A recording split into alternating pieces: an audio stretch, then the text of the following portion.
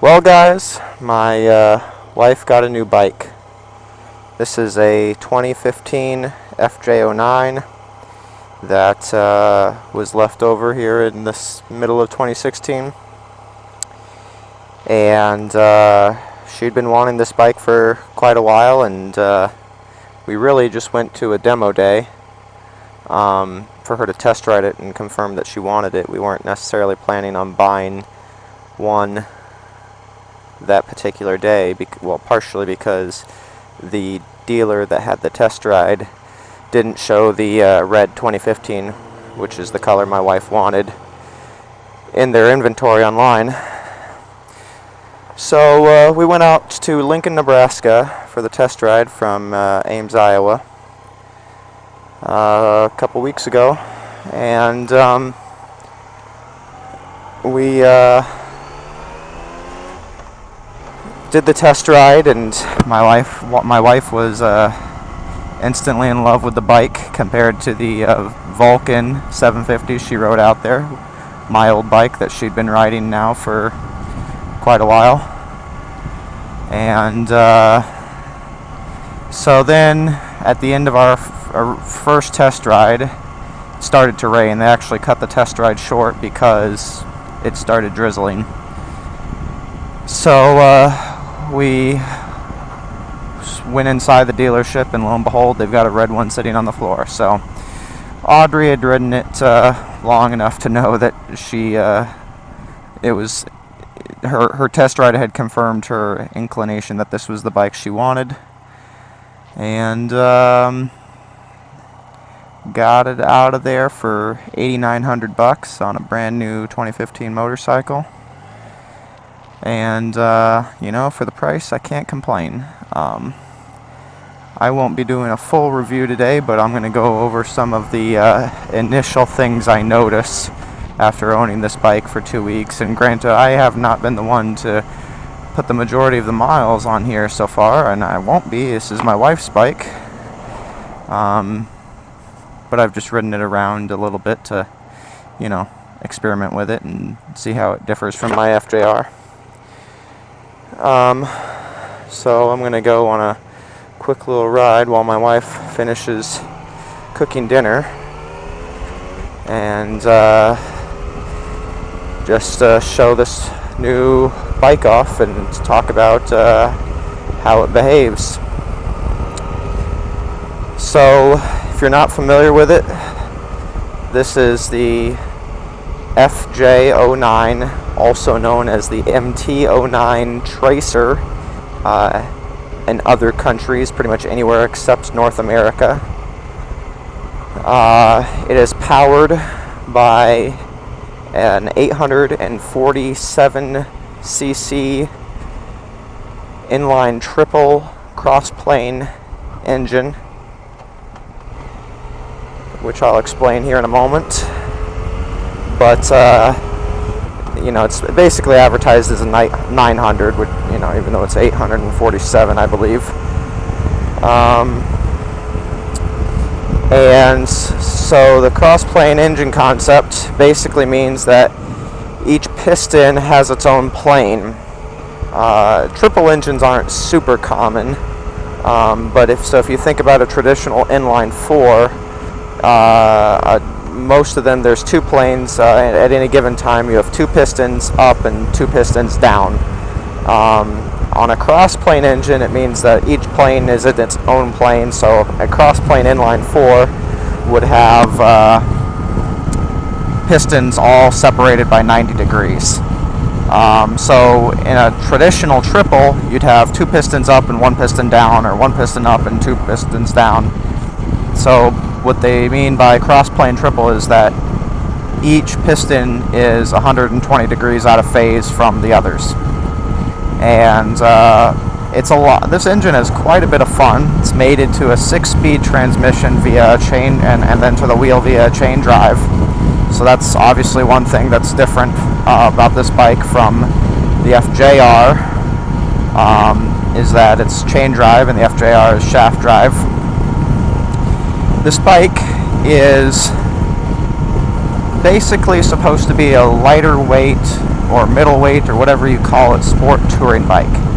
I'll get off the bike here in a little bit and give you a look-see at it, but if you just look at this bike, it's easy to be fooled that some people think it's an adventure bike. This bike is not an adventure bike.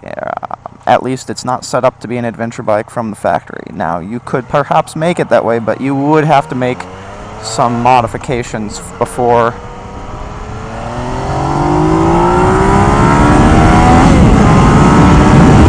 it would be an adventure bike. So, what I want to... Okay, just a moment.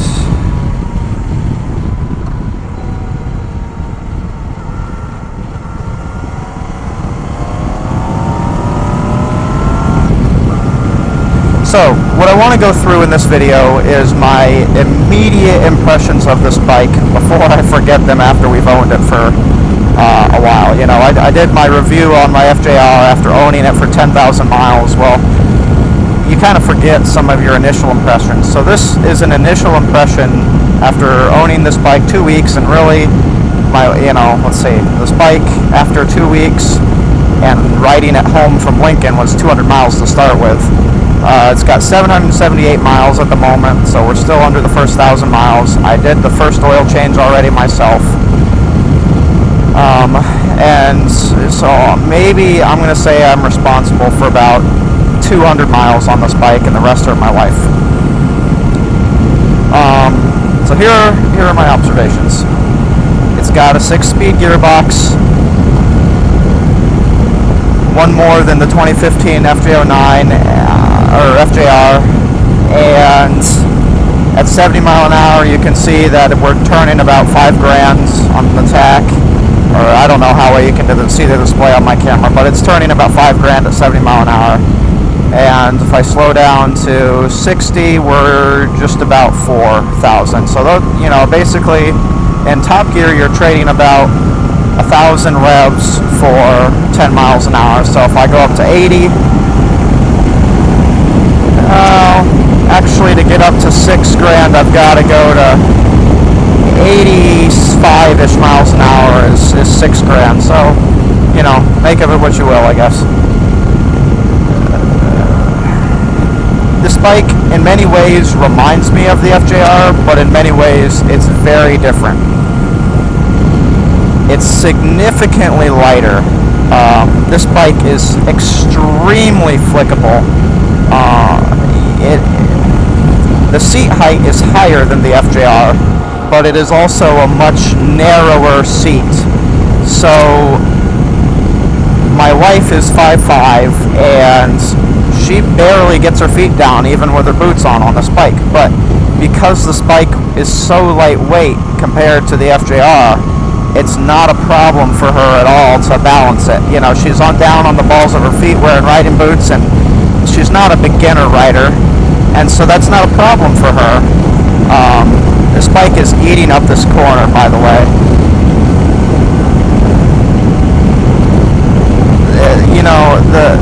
Yes, it's a tall bike, and if you're a beginner rider and who's shorter, that could be a problem. But if you're not a beginner rider, you're comfortable balancing a bike. This bike weighs under 500 pounds wet, like I want to say 475 wet, and it just feels like nothing. I could do the MSF course in a heartbeat on this bike. Low speed handling is extraordinary compared to my FJR. It's kind of interesting riding a bike with this power, lightweight, but with this much power. It's just different than my FJR. The bike has analog brakes and traction control, and that is the biggest reason I bought this bike, is because my wife's riding a lot like I am, and I seriously want her to have analog brakes. They're a life-saving technology, and I feel much better knowing that she has analog brakes equipped on her bike. I know how much I ride them. There's been multiple times I've had to make quick stops because cars have pulled out in front of me, and I feel the analogs actuate, and I come to a complete stop with no issues. And there's no story to tell because I wasn't in a wreck because I didn't lock up my tire and hit a car or slide out or something. Just I will never own a bike again for putting serious miles on, at least, that doesn't have analog brakes. So that's my opinion. And I'll probably do another video at some point that it describes why I feel that way about analog brakes. But for now, this is a video on the FJ-09. And I'm going to turn in here by the lake and do a walk around.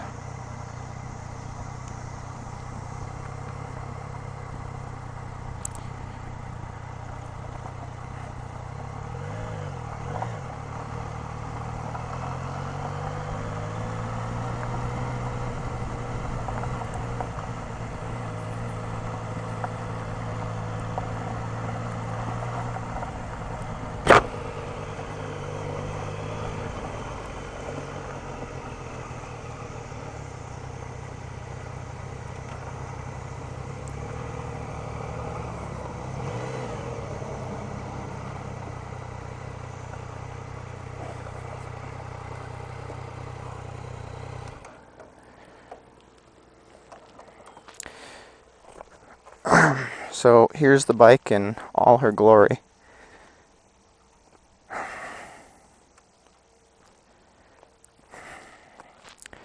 Analog brakes, a big reason why we bought it.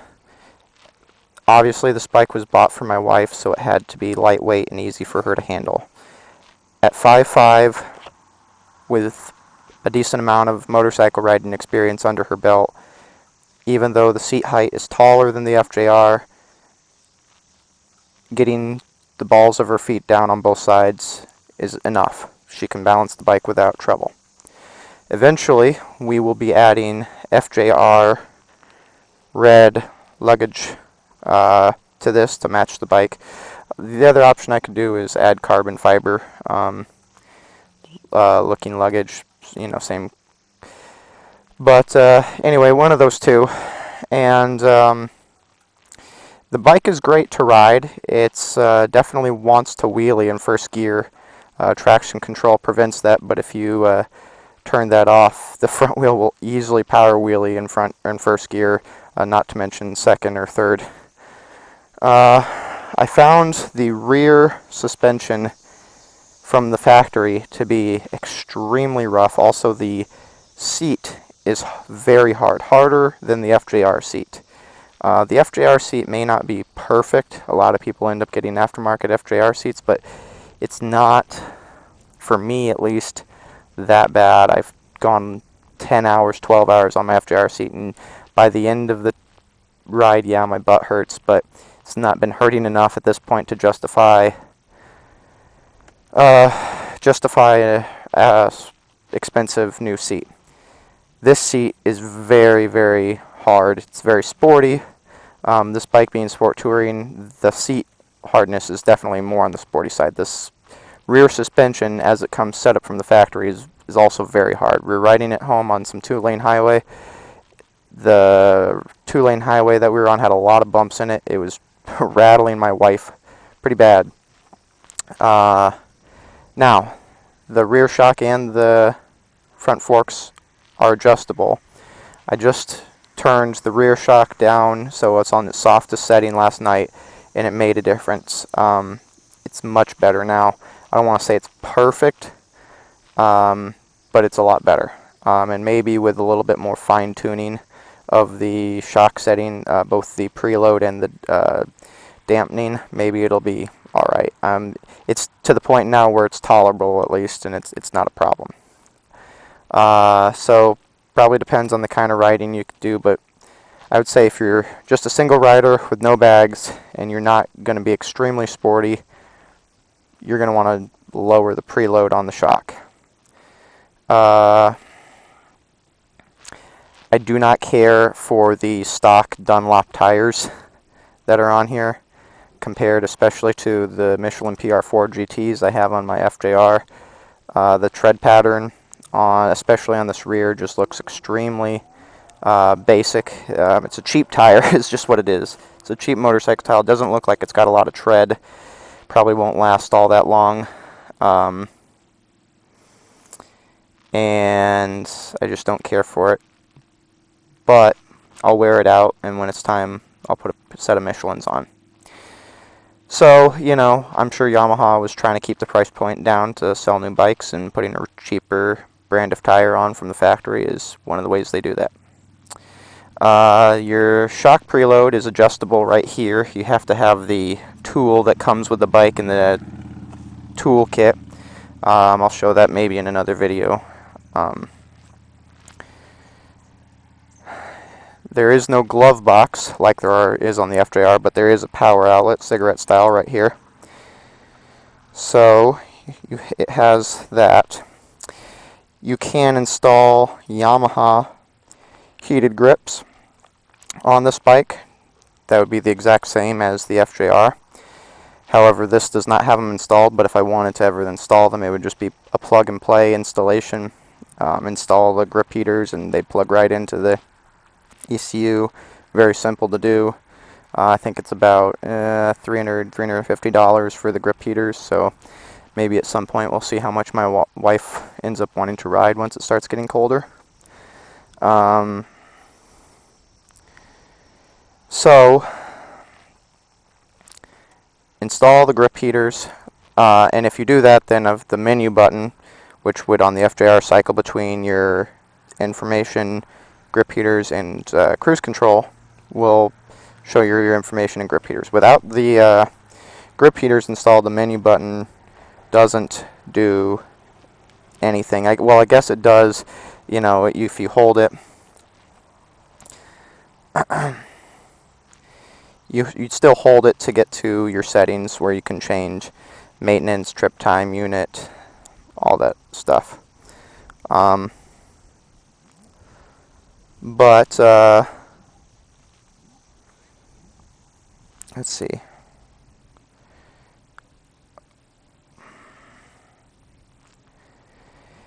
Anyway, yes, that's all the menu button does. If I just press it, it doesn't change to cruise control or grip heaters because this bike doesn't have cruise control and the grip heaters aren't installed, so there is no other option. So that is kind of at the moment, unused button 99% of the time. The windscreen is adjustable, and it adjusts with this knob right here. You have to loosen this knob. That came loose.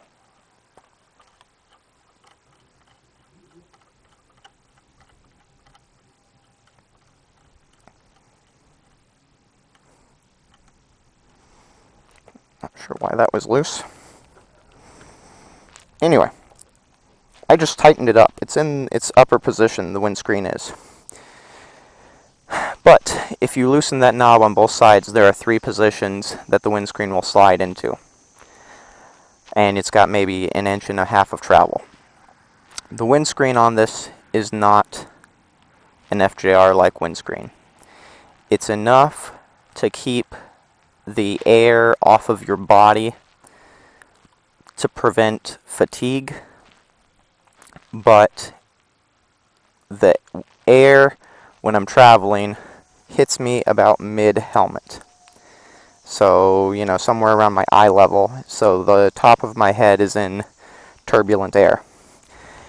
And so it's still plenty loud on the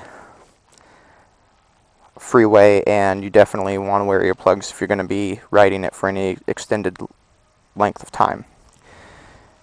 Some guys will say, oh, the windscreen is surprisingly effective for how small it is. Well, I think those guys would say are probably from sport bikes with basically no windscreen, and they're not used to having any wind deflection. And then other guys get on it and say the windscreen is useless, and those are probably cruiser guys who are used to having ginormous windscreens and sit in a big bubble of still air. The windscreen does its job. It keeps wind off your chest, and like I said, in its up position, it hits me mid-helmet. if I lowered it into the down position, I want to say it'd probably hit me shoulder level. So that's basically the effectiveness level of it. I had to change one thing about this bike immediately, and that was the mirrors were absolutely worthless without mirror extenders. All you got in your mirrors were myself and my shoulders and my elbows, and seeing behind you was a real problem on this bike before I added mirror extenders. So I basically added this piece, and now I can see behind me very well. They're $30 from Adventure Tech. They're absolutely necessary, in my opinion, to see behind you. Unless you're going to go with some other type of mirror, like bar end mirrors or something. If you want to use the stock mirrors, you have to have mirror extenders to make them worthwhile. You've got these knobs up here that adjust your headlight tilt if you're carrying a passenger, so you don't blind oncoming cars at night. This bike does have the high beam turns on the second light, so this is the low beam on right now. You probably can't see well because the sun is in this direction, but the right side light is on for low beam, the left side light is on for high beam, and the high beam's not on right now. So that's probably all I have to say about this so far. Fuel, it does require premium gas, which is different than the FJR. The FJR from the factory says gets by on 87 just fine, and I can confirm that. And here in Iowa, I don't have a problem buying 87 or 91 with no ethanol. So when I fill up my FJR, I put no ethanol 87 in it, and it runs great. This one says it needs 91, so I'm going to be putting no ethanol 91 in it. Or if I go on a road, if my wife rather takes it on road trips, I guess 91, whatever's available. I will show you, maybe when I take off, what a wheelie looks like here with traction control turned off. But I will have to tell you, I've only done this once, and that's really that one time was really the only time I've ever wheelied any motorcycle. So this, if I do this, will be my second time ever wheeling a bike. So don't judge. And also, I don't make a habit of wheeling my bikes because I don't want to beat up the suspension, but once in a while it's alright. So in order to turn off traction control or turn it back on, I have to be at a complete stop. Press and hold the TCS button. TCS light comes on, indicating traction control is off. And we will go and take off. Alright, here we go.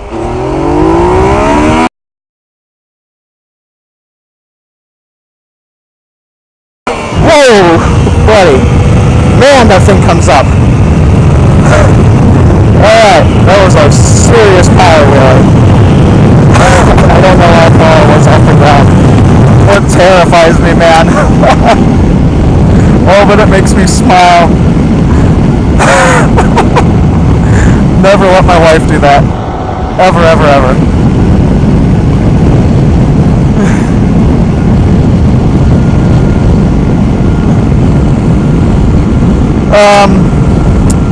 Fuel range on this seems to be about 175 miles safely.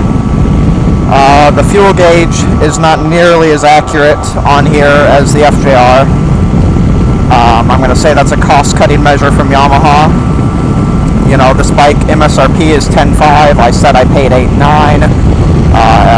My FJR MSRP was like $15,000, and I paid $12,900.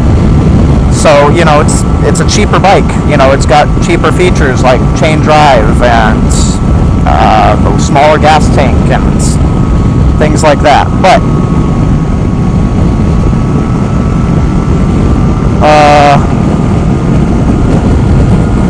so anyway, rides great, but like I said, range is safely 175. You can maybe push it just a little bit further, but 175 on this bike, you're looking for gas.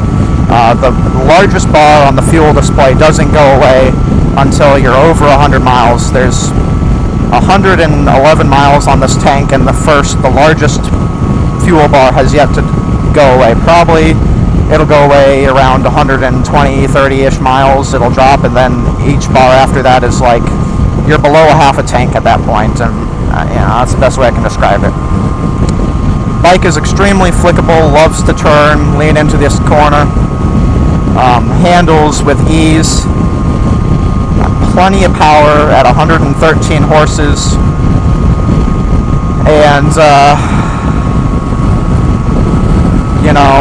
it's a great bike for my wife. For me personally, I prefer my FJR for the riding that I do. I let my buddy ride this when we first got it. Yeah, he rides Honda VTX 1800, and he just took it around the block. His first comment to me was he liked the FJR better. Well, I don't blame him. I like the FJR better too. But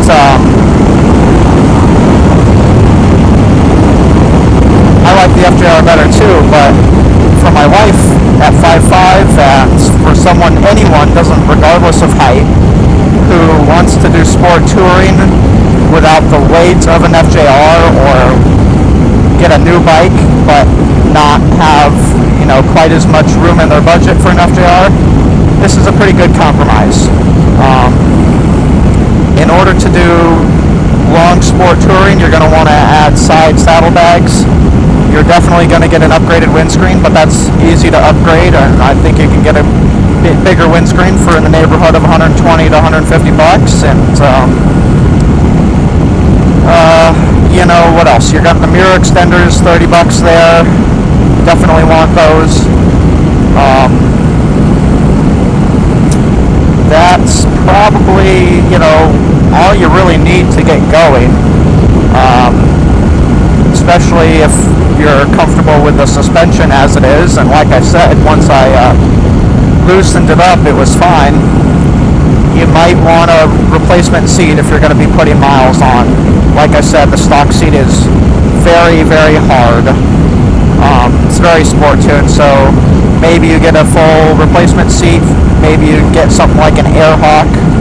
I'm sure my wife will end up with something like that eventually once we really start adding miles.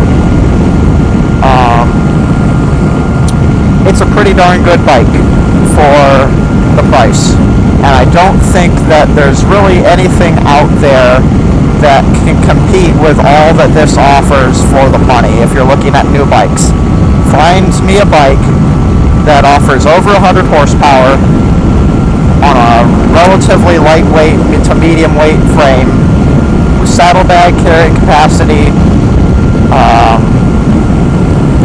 and analog brakes, all for 9,000 bucks, or even 10,000 MSRP. Man, that's a really tall order. The best thing you have that could maybe compare to this is the Kawasaki Versys 1000, but even that is a much heavier bike, and I'm not sure it really makes any more power than this bike does. And this triple engine has a lot of torque too. Very similar to the FJR in that way, in that it doesn't mind being left in a higher gear and just revving from a low RPM if you don't want to downshift and go blazing fast. Totally fine with that. It's pretty darn good bang for the buck, I think, which is why there's one in my garage now.